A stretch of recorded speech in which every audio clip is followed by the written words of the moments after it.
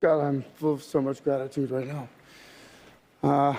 And I do not feel elevated above any of my fellow nominees or anyone in this room because we share the same love, the love of film.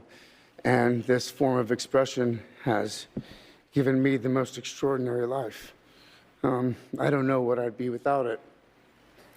But I think the greatest gift that it's given me, and many of us in this room, is the opportunity to use our voice for the voiceless.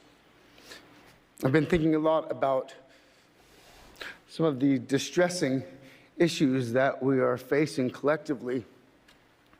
And I think at times we feel, or we're made to feel, that we champion different causes. But for me, I see commonality.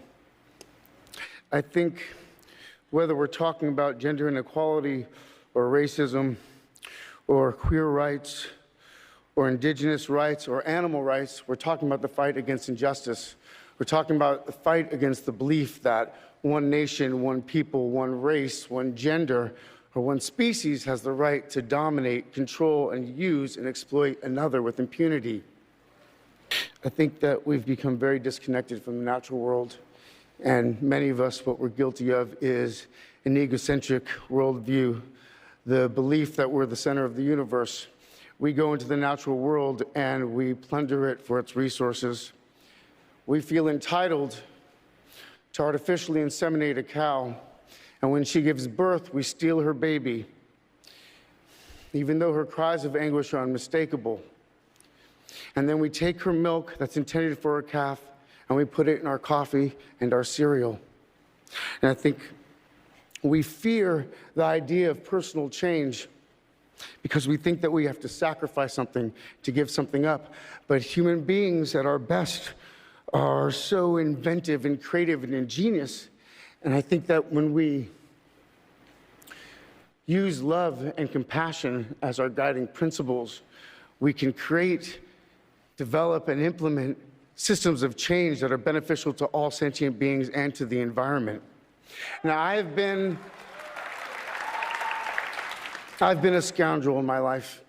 I've been selfish. I've been cruel at times, hard to work with, and ungrateful. But so many of you in this room have given me a second chance. And I think that's when we're at our best. When we support each other, not when we cancel each other out for past mistakes, but when we help each other to grow, when we educate each other, when we guide each other towards redemption. That is the best of humanity.